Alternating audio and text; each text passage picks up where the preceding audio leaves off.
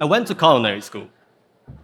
Apart from being in the kitchen, we as students had to take a wine appreciation class. I remember the professor during the first day of class.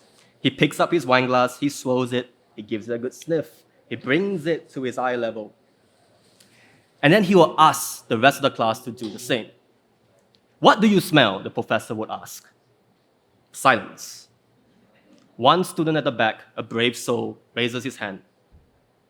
I think I smell grape juice, professor. You can do better. One more time. What do you smell? Crickets. With a look of disappointment, he picks up his glass, swirls it one more time, smells it, and then he says, I get a sense of oakiness. Something along the lines of cedar wood. There's a mineral character to this wine, graphite. I smell red plums, red fruits like dark cherries, spices too. I think it's vanilla and licorice. Can you imagine going home from that class that evening to my friends and family, telling them, I think I might fail a class about tasting wine?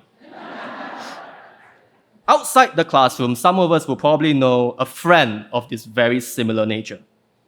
A person who cannot wait to show off what he's learned in a wine tasting session during his trip in southern France. A person you feel intimidated to invite to a dinner party. A person who brings his own wine glass to MicNite because he refuses to drink out of a plastic cup. They go by many names. They go by wine aficionados. They go by wine enthusiasts. They go by wine lovers. I have a more simple name for them. Snobs. I remember feeling so insecure in the classroom, all because of my inability to perceive aromas. To pass the class, I heeded the advice of my professor. I would go to markets and grocery stores, pick up fruits and produce just to smell them. I needed to know the difference between the tangerine and the mandarin. I would journal all the tasting notes from every wine I drank. I followed a very detailed rubric endorsed by renowned critics and sommeliers. But when the more I did that, I realized I disliked wine. I took the fun out of wine.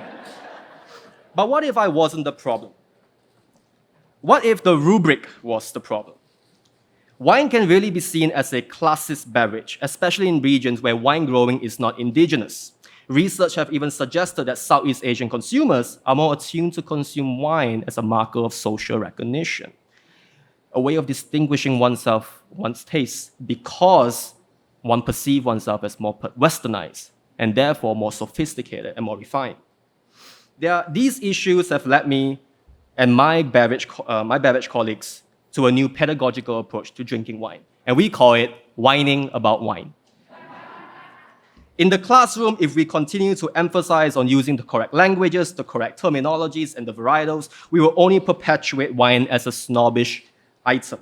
We take the fun out of wine. We often talk about comparative tasting, the idea that we need to taste two Chardonnays side by side to truly understand the difference between them. But how about comparative whining, where we compare perspectives, cultural knowings, and foodways?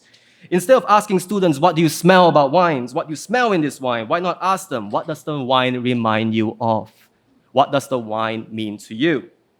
Why not try help students relate their own experiences back into the wine? Why not guide students to critique the rubrics that we use in the classrooms?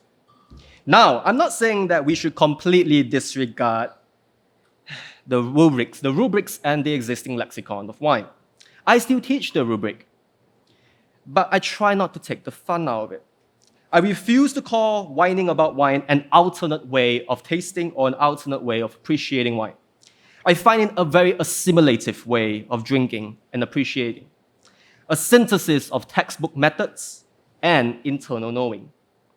So here's my key takeaway for you.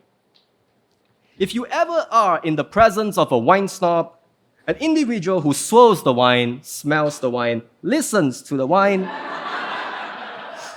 and then inevitably asks you, what do you smell in this wine? I will have a perfect answer for you. Shut up and drink the wine. Thank you, guys.